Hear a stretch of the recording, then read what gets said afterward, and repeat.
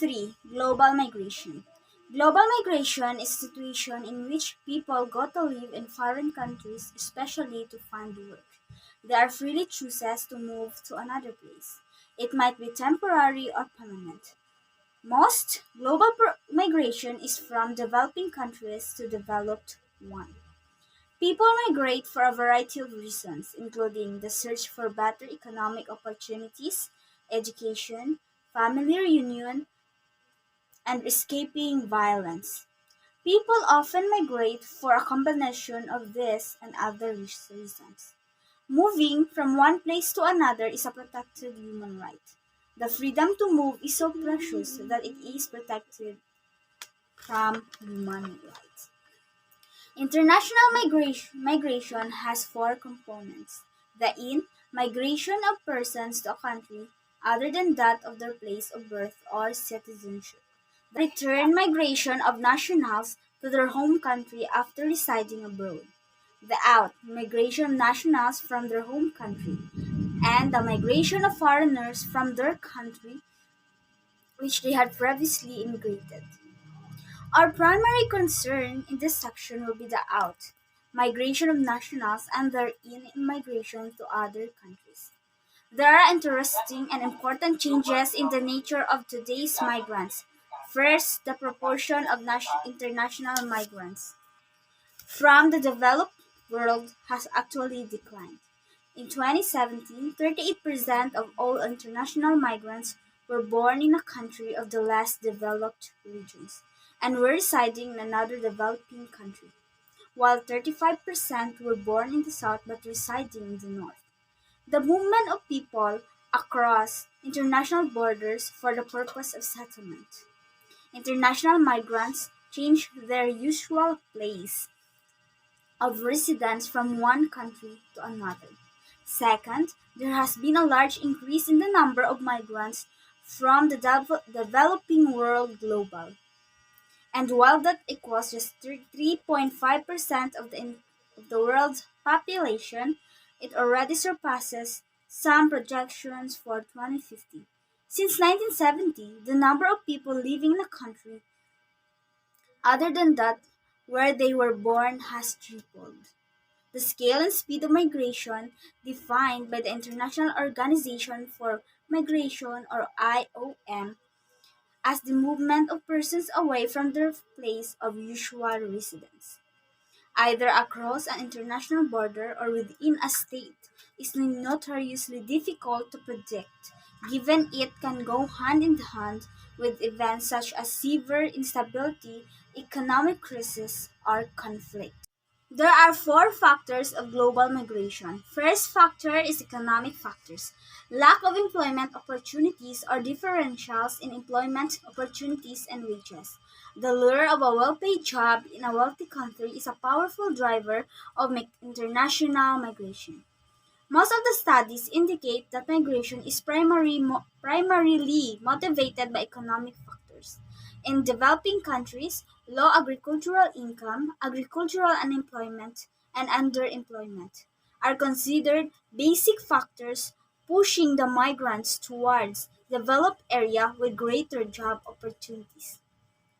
Economic reasons include seeking higher wages, better employment opportunities, a higher standard of living, and educational opportunities. No matter the reasons behind an immigration decision, immigration provides the immigrant with a new start on life and more growth opportunities than were previously available. Second factor is political factors. The unattractiveness of agricultural activities, disasters, lack of basic amenities like roads, electricity, portable water, and inadequate health care facilities, and industrial adventures in countries have also encouraged international migration. But apart from economic factors, there are political factors that cause people to move from their home country to another country. War, persecution, and the absence of political rights are the predominant political factors in migration. Many people are forced to migrate because of a war, civil war, or state policies which discriminate against particular categories of its citizens or the political opponents of those in power. These people are unable to return home because they have founded fears of being persecuted, are unlikely to receive any protection from their government. Political factors relate to how the government intervenes in the economy. Specifically, political factors have areas including tax policy, labor law, environmental law, trade restrictions, tariffs, and political stability.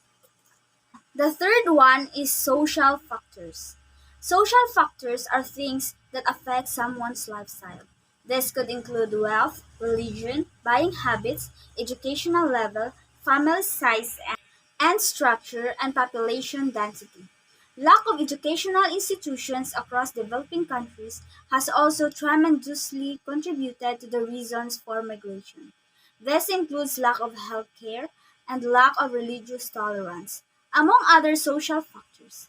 Political push factors influencing migration also include aspects of war and terrorism, unfair legal systems, and lack of governmental tolerance.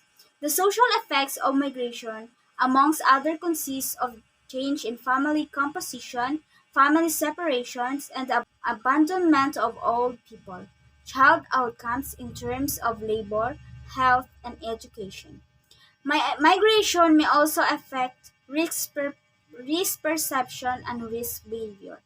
Feelings of loss, and psychosocial issues related to lower social positions, unemployment, and being in a minority may lead to a feeling of lack connection between current risk behavior and future health effects. May turn to prostitution or drugs as a way to escape loneliness, frustrations, and social isolation. Lastly, cultural factors. The idea of culture is vital to understanding the implications of translation, and despite the differences of opinion as to whether language is a part of culture or not, the two are connected. Culture ranges from syntax, ideologies, religion, language, and dialect to art and literacy. It is usually involved slavery, political instability, ethnic cleansing, famine, and war. People who choose to flee or are forced to flee as a result of this problem are often refugees. Migration has contributed in the richness in diversity of cultures, ethnicities, and races in developed countries. Individuals who migrate experience multiple stress that can impact their mental well-being. Individuals including the loss of cultural norms, religious customs, and social support systems, adjustment to a new culture, and changes in identity and concept of self. Indeed, the rates of mental illness are increased in some migrant groups. Mental health practitioners need to be attuned to the unique stresses and cultural aspects that affect immigrants and refugees in order to best address the needs of this increasing and vulnerable population. The push and pull factors. Push and pull factors of migration are driven by the push of conflict, extreme hardship, war, lack of economic opportunities, and etc., combined with the pull of more jobs, the promise of a better life, freedom to practice one's religion. Push factors or reasons to live are those that make people decide to leave their country and go somewhere else. Generally, migrants leave their countries because they are escaping poverty, unemployment, in fear of either political persecution or violent crime. The common push factors are low productivity, unemployment and underdevelopment, poor economic conditions, lack of opportunities for advancement, exhaustion of natural resources, and natural calamities. Push factors are negative things that make people want to move to a new area. Push factors are usually poor conditions in the homeland. There can be social, political, or economic factors. This drive people to leave the land they were born in. There can be also social factors that are often linked to economic reasons, which include the lack of suitable medical facilities in the country of origin, the lack of free or affordable education of an acceptable standard, or anything else that would offer them a better standard of living in a different country, also including a high crime rate and the people they are close to. There can also be social push factors that are often linked to economic reasons, which could include the lack of suitable medical facilities in the country of origin, the lack of free or affordable education of an acceptable standard, or anything else that would offer them a better standard of living in a different country, also including a high crime rate in the country of origin. Also, people tend to migrate to countries where they already know people they are close to, for example, friends or family. These are the most common political and economic push factors. Poor, infras- Poor infrastructure that results in services that fall short of being adequate. Famine, often caused by bad crops or unfavorable weather conditions. Lack of adequate medical care. High levels of long-term unemployment. Extreme poverty and lack of socio-economic upward mobility. Few career and educational opportunities. The fear caused by high crime rates. Poor standards of living. The fear of political persecution that could even result in jail time. Pull factors, reasons to migrate, are the ones that make people decide to go to a different country. A useful way of thinking about pull factors is what attracts migrants to a specific country. So the main pull factors that attracts migrants to the United States, Canada, Australia, and the most prosperous European countries include the following. So the Ramos 2017 said migrants are in search of personal and financial safety or opportunities in terms of employment, education, and social class mobility.